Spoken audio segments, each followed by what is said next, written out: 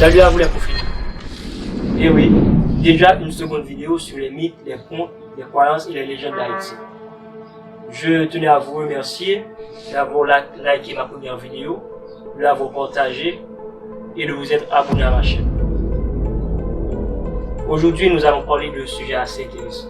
Dans les zones rurales ou encore à la campagne et même dans les villes, l'Haïtien a peur de s'aventurer dehors la nuit, sauf s'il le peut faire autrement. Car s'ils ont peur des loups-garous, ils ont aussi peur des obos. Les obos sont des entités cannibales, c'est-à-dire qui mangent la chair humaine et qui sèment la terreur de la nuit la plus noire. On les connaît aussi sous le nom de Bizango, de Galipote, de Vlabadang, de cochon sans poil ou sans poil, de voltigeur et j'en passe. Si des disparitions incompréhensibles se produisent la nuit, il n'y a pas à chercher loin. Il s'agit des obos, évidemment. Mais que sont-ils réellement? Quels sont leurs pouvoirs? Quelles sont leurs faiblesses? Existent-ils vraiment? C'est ce que nous allons voir ensemble. Bon visionnage.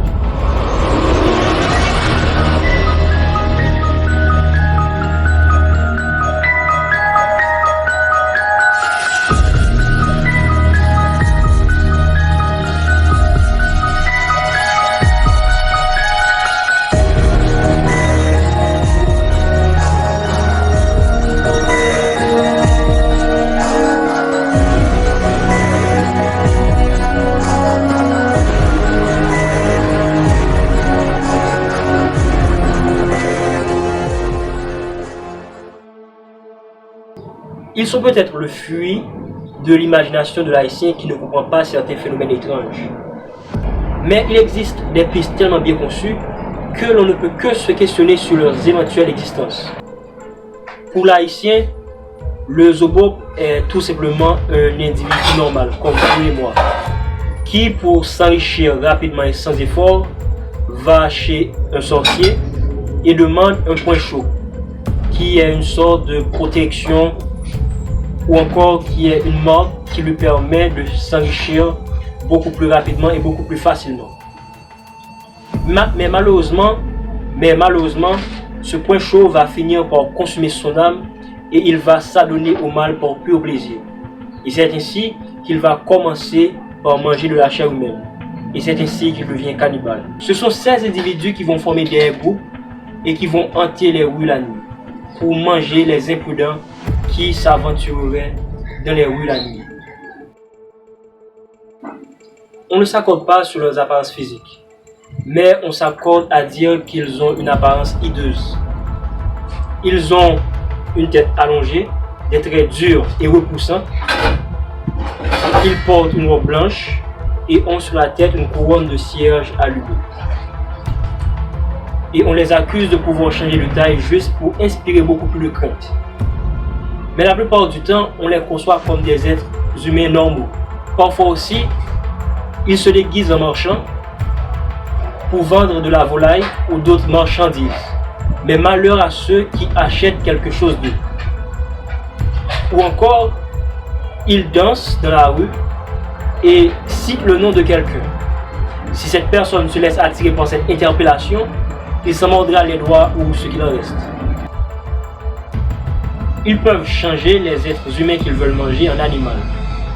Que de fois n'avons-nous pas entendu parler de bœufs avec des dents en or ou encore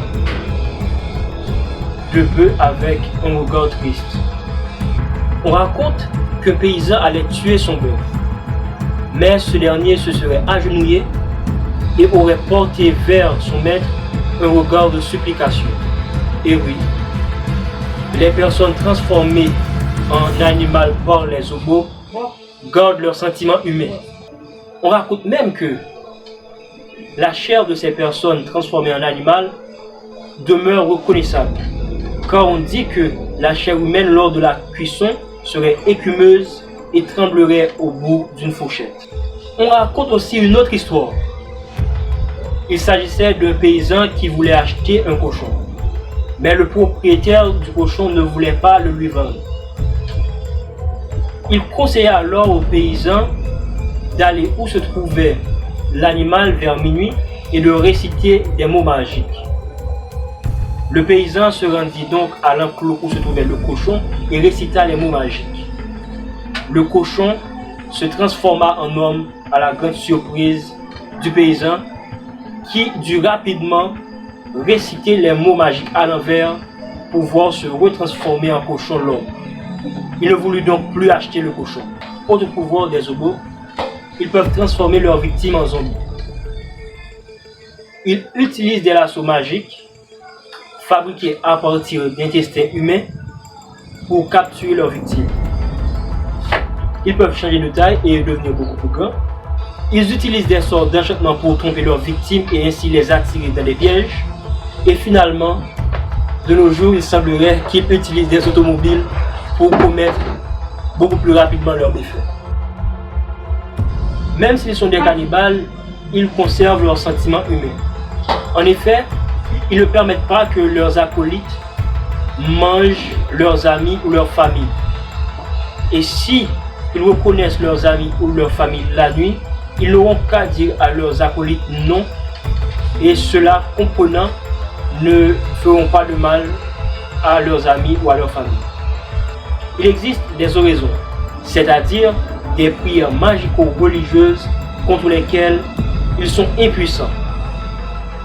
Il existe des amulettes appelées gad qui confèrent une protection aux victimes.